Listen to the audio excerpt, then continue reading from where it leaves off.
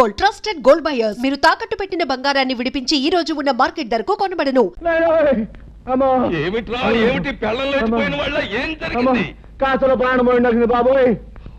మన అబ్బాయి గారిని బాధేసిన పట్నం కూరడు నన్ను కూడా బాధేసి సాగు చేశాడు బాబోయ్. శాస్త్రం ప్రకారం రావణ రాజ్యంలోకి హనుమంతుడు ప్రవేశించి లంకిని కొట్టినట్టు నిన్ను కొట్టాడు. అంటే రాయుడు గారి రాజ్యంలోకి రాహు అడుగు పెట్టాడన్నమాట. ఏమిటే అంటే రాయుడు గారు రావణాసురుడు కుంభకర్ణుడు తిరుపతులట్టు తినిపించగలను. అలాగైనా కురలేదు అనుకుంటున్నారేమో. ఒరే రాముడు, అయ్యా గౌడుకి ఎదురా మేస్తూ ఇంట్లో ఉండడమేనా, జబ్బ పుష్టామైనా చూపించడం ఉందా? ఆ గంగులు గారితో వెళ్ళి ఆ కుర్రబెద్దమని పట్లాడించేసి మట్టి కనిపించేసి ఇది రాయుడు గారి దెబ్బ అని చెప్పినారా? అలాగే అయ్యా. ఏమిటి ఆ పట్నం నుంచి వచ్చినవాడు మా అన్నయ్యని దులిపేశాడా? అవునే, ఈ మధ్య మీ అన్నయ్యకి మరీ పొగరెక్కింది. ఏయ్, పొగరు మా వంశ లక్షణమే. మా అన్నయ్య రౌడీ, రాలుగాయి, తుంటరి. అందుకు వాడిని మా నాన్న కొట్టాలి, తప్పదంటే నేను తన్నాలి. అంతేగాని ఎవడో పరాయివాడు వచ్చి పెద్ద హీరోలాగా దరదలాడిస్తాడా? వాడెవడో నాకు తగలోనే. ఒక్క దులుపు దులిపే. అయ్యా, శాస్త్ర ప్రకారం మన రావుడి గారి కండలకి ఆ కుర్రవాడు గుండు లేక పిండు అయిపోయి ఉంటాడు. ఏమిటి తౌడైపోయి ఉంటాడు. ఏమిటి రాముడు గారు కూడా? అయ్యా నాకేం తెలియదండి. వీళ్ళు లోపలికి వెళ్ళేది అన్నాడండి. అంతే, దీపావళి అవుట్లోకి పెద్ద మోత వచ్చింది. తిరగొచ్చిన కాళ్ళ దగ్గర పడి ఉన్నాడండి. ఇలా ఈడ్చుకొచ్చేసాను. అచ్చం నాకు అలాగే జరిగిందన్న. సన్మానం అనుకున్నావా? తలుచుకు సంబరపడిపోవడానికి. ఆంధ్రదేశంలో ఇన్ని పల్లెటూళ్ళు ఉండగా ఆ కుర్రాడు ఈ ఊరే ఎందుకు వచ్చినట్టు, ఆ ముసలయ్యగాడి ఇల్లే ఎందుకు కొన్నట్టు, అది ఆలోచించాలి. తమరు లేచి రాజు వెడల రవితేజములు అలరగా అన్నట్టు అక్కడికి వెళ్ళి ధ్వజస్తంభంలాగా నిలబడి కళ్ళు ఎర్ర చేశారంటే తనే వచ్చి మీకు ఆమె పడిపోతాడు.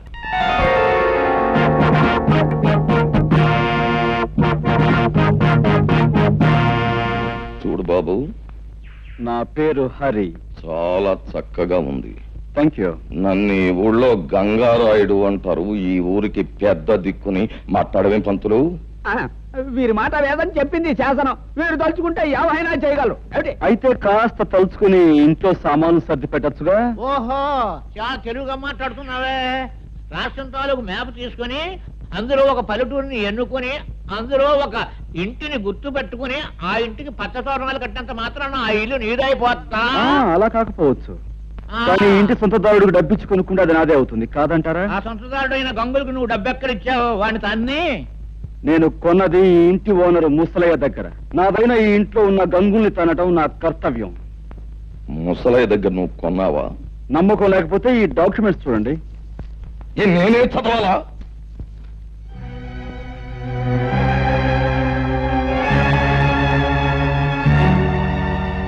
చూడండి లింగం గారు, మీకు మరో శుభార్త. ముసలయ్య దగ్గర ఈ ఇల్లే కాక అతని 4 ఎకరాల పొలాన్ని నేనే కొన్నాను. ఇన్నేళ్లు దాని మీద వచ్చిన ఆదాయాన్ని తమరు మూట కట్టుకున్నారని తెలిసింది. సాధ్యమైన త్వరలో ఆ మూట నాకు అందివ్వకపోతే తమను కూడా ఒక ఆట ఆడించాల్సి వస్తుంది. అదన్నమాట విషయం. చూడబ్బాయ్ హరి, చాలా సంతోషంగా ఉందయ్యా నాకు. ఎందుకంటే మా లింగానికి వార్నింగ్ ఇచ్చే మగవాడు ఇన్నాళ్ళకి నాకు కనిపించినందుకు చాలా సంతోషంగా ఉంది. చూడు లింగం, ఆ అబ్బాయికి ఇవ్వాల్సిన సొమ్ము అనా పైసలతో మూట కట్టి పళ్ళెంలో పెట్టించే, లేకపోతే ఊరంతా చిచ్చి అని తప్పని అంటారు. చూడు అబ్బాయి హరి, మా ఓణ్ణి నేదో అన్నాడంట, పెసరెట్టు పెట్టేశావంట. మరి జరిగింది తప్పే గనక ఆడి కన్న తండ్రిగా నేను వచ్చి మన్నించమని అడుగుతున్నాను. నన్ను మన్నింపు కోరే కంటే మీ అబ్బాయిని కాస్త కుదురుగా ఉండమని చెప్పడం మంచిది. అది మళ్ళీ నాకు చెప్పాలా? ఎలాగూ జరిగే పని అదే. ఇగో కాగితాలు, వస్తాను. ఏంటయ్యా సూపు? వెంటనే అడుగయ్యూ పోయావంటే కరకజ్జం తినిపించేస్తాను. అన్నా, ఇంతకాలానికి ఆ వెధవల్ని తన్ని ఆ వెధవల చేత దండాలు పెట్టించుకున్నది నువ్వే. మా చిన్నప్పుడు ఈ ఊళ్ళో రుస్తుం రుద్రయ్య అని ఉండేవాడట. అన్యాయం అధర్మం అని అనిపిస్తే నీలాగే పెద్దవాళ్ళకైనా సరే బుద్ధి చెప్పేవాడట. ఇక నువ్వు మాకు కాస్త ఒత్తాసుగా ఉన్నావు అనుకో, ఊరినో దారిలో తెచ్చేయచ్చు. దాందే ఉంది. మంచికి మంచి మనుషులకి నేను ఎప్పుడూ అండగానే ఉంటాను. పదండి. ఏ పద్మ, ఈ గొలుసు ఎక్కడ చేయించావే? చాలా బాగుంది. అదిగో అతనే నీ హీరో.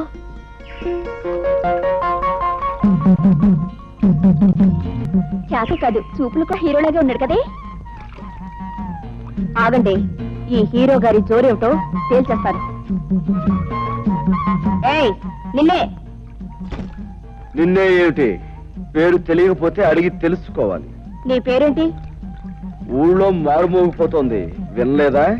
సరే, ఏదో ఆడపిల్లవి అడిగేవి కాబట్టి చెప్తున్నాను. పేరు హరి. హరైతే గిరైతే ఇక్కడ మగాళ్ళు స్నానం చేయకూడదు. ఓహో, అంటే ఆడవాళ్ళు మాత్రమే చెయ్యాలా? అయితే చెయ్యి, చూస్తాను. లేదు, ఆడ మగ ఇద్దరు కలిసి చేయొచ్చంటావా? నువ్వు దిగు, ఇద్దరం కలిసే కానిద్దాం. మాటలు తిన్నగా రాని. నేనెవరనుకుంటున్నావు? వంపులు సొంపులు పొగరు వెగరు సమపాళల్లో ఉన్న ఆడదాని అనుకుంటున్నాను. రైటే కదూ? ఆ రైట్ మాట అలా ఉంచు. ఇక్కడ స్నానం చేయడం రాంగు. ఇది మంచినీళ్ల రేవు. ఓహో, అలాగా. అయితే ఓ పని చేయి పాప, ఇది ఏ రేవో ఎవరు ఎందుకు ఉపయోగించాలో మీ బాబుతో చెప్పి ఒక బోర్డు రాయించి మీ అన్నయ్య చేతికిచ్చి ఈ గట్టు మీద రాత్రి పగలు కాపాకాయమను. అతని కాలక్షేపంగానూ ఉంటుంది, ఈ ఊరు కొత్తగా వచ్చిన వాళ్ళకి ఉపయోగంగానూ ఉంటుంది. ఉంటాను. చూడు, ఆ బోర్డు మీద అక్షరాలు నీ మొహంలా అందంగా ఉండేలా రాయమను. వస్తాను, గజ్జల గుర్రం.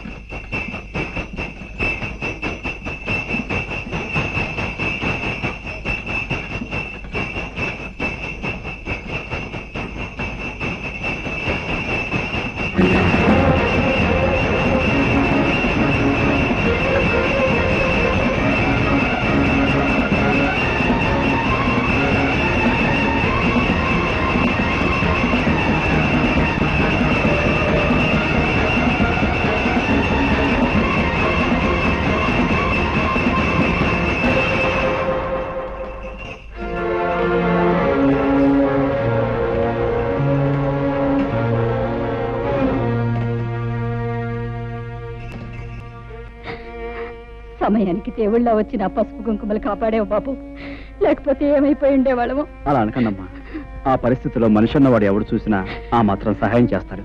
నీకు తెలియదు బాబు, ఈ ఊరు మమ్మల్ని వెలేసింది. మాకెవరు సహాయం చేసినా ఈ ఊరి పెద్దలు వాళ్ళ మీద కక్షి కడతారు. ఊరు నుంచి వెలేసేంత నేరం మీరేం చేశారు? మంచితనం రాజ్యం చేసే చోట చెడ్డతనం నేరం అనిపించుకుంటుంది. చెడ్డతనం రాజ్యం చేసే చోట మంచితనం నేరం అవుతుంది బాబు. నిజమే, మరీ మంచితనాన్ని ఈ లోకం భరించలేదమ్మా. అందుకే గాంధీని కాల్చేశారు, యేసుని సిలువ వేశారు, అలాగే మిమ్మల్ని వెలివేశారు. మనసు నొప్పించే మా గొడవ ఇప్పుడు ఎందుకులే బాబు. అన్నట్టు అడగటమే మర్చిపోయాను, నీ పేరేమిటి బాబు? హరి. నేను వస్తానమ్మా. ఒక క్షణం కూర్చో బాబు, ఇప్పుడే వస్తాను. అమ్మాయి, అమ్మాయి పార్వతే, పార్వతమ్మ తల్లి, నా అల్లుడికి ప్రాణం మీదకి వచ్చిందట్టుగా. ఎట్టున్నాయ్యా? ఇప్పుడు ఆయనకి బాగానే ఉందండి. నా బాబు, నా బాబే, నువ్వా నువ్వా నా అల్లుడిని కాపాడింది? నాయనా, ఆ ఏడు కొండల వాడు, ఆ అలివేల మంగమ్మ నిన్ను చల్లగా చూస్తారయ్యా. ఏమ కన్న బిడ్డవో, నువ్వు సమయానికి వచ్చి ఆదుకోకపోతే నా బిడ్డగతి ఏమైపోయేది? చిన్నాడువైనా నీకు చేతులు ఎత్తి దండం పెట్టాలయ్యా. అంత మాట అనుకో, నేను ఏ తల్లి కన్నబిడ్డనైనా నీకు మాత్రం మనవడినే అమ్మమ్మా. ఓరి నీ అమ్మ కడుపు చల్లగా ఎంత మాట చెప్పారా? అమ్మా వచ్చావా? వచ్చానమ్మా, దేవుడు నిన్ను చల్లగా చూశాడు. తీసుకో బాబు. వద్దండి. తినవయ్యా. అమ్మా, నేను వెళ్ళొస్తాను. అమ్మ కాసేపు కూర్చోవే. కాసేపు కూర్చోటమేంటే, ఇంటికాడ నీ కూతురు వాళ్ళ అయ్యి కట్టా ఉందని లబోది ఇవ్వని ఎడుతూ ఉంటది. ఇప్పుడు నేను వెళ్ళి ఆయన లక్షణంగా ఉన్నాడని చెప్తే అప్పుడు కాస్త కూడదండి. అదేంటమ్మా, అక్కడ బాధపడే కంటే ఒకసారి చూసేచ్చు. అదంతా పెద్ద బాగోతుందిలే అయ్యా. ఎక్కడికే పెడుతున్నావు? అది కాదండి, మా నాన్నగారికి పెద్ద గండం తప్పిందట. ఒకసారి వెళ్ళి పరామర్శించడానికి ముసలు వెళ్ళింది కదా, ఊరంతా కట్టుకుని వెళ్ళక్కర్లేదు, లోపలికి వెళ్ళి. ఎవరు వెళ్ళినా వెళ్ళకపోయినా కన్న కూతురిగా నేను నిన్ను కట్టుకున్నవాడిని. నీకు ఇప్పటికి 1,00,000 సార్లు చెప్పాను, నువ్వు నీ పుట్టింటికి వెడితే మళ్ళీ ఈ గడప దొక్కాల్సిన అవసరం ఉండదని. రాయుడు వెలేసిన వాళ్ళందరినీ నేను వెలేశాను. నీకు నీ వాడు కావాలో నేను కావాలో తేల్చుకో. బాబు, హరిబాబు, ఈ ఊరు మొత్తానికి నేనే ఏకైక సాకల్ని. రాయుడు గారి బట్టల కాడించి పాలేరు రాముడు బట్టల దాకా నేనే ఉతుకుతా. మరి నీ బట్టలు కూడా వేసుకో. అక్కర్లేదు, నా బట్టలు నేనే ఉతుక్కోగలను. పోహారిని బాగా గంజెట్టి ఇస్త్రీ చేసిన పంటలలా ఉన్నావు. నువ్వు మనుషుల్నే కాక బట్టలు కూడా ఉతుకుతావా? శబాసానికి రాడు పో.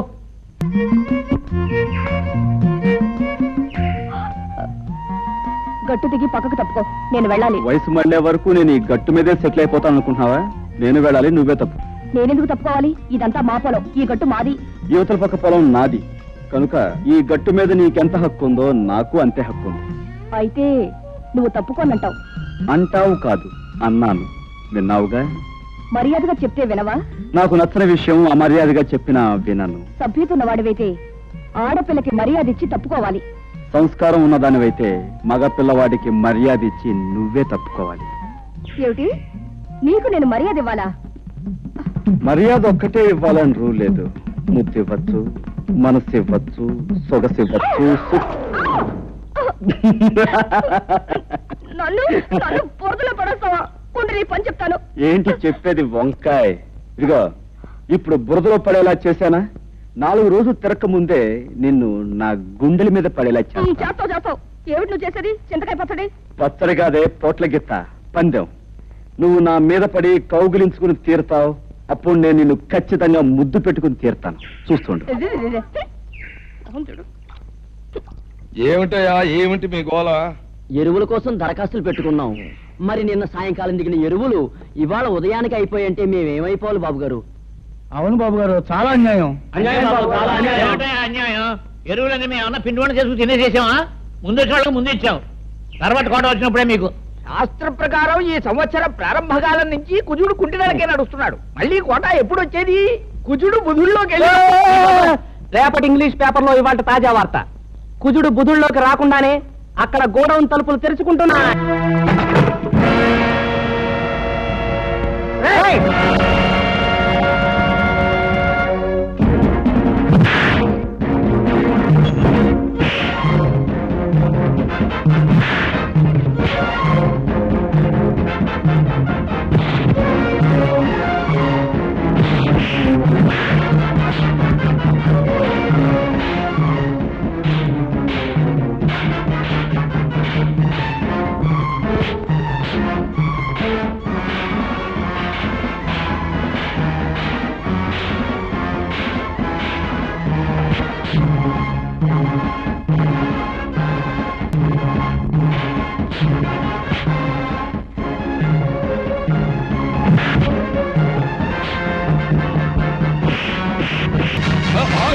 ఏంటి ఏంటి అల్లరి?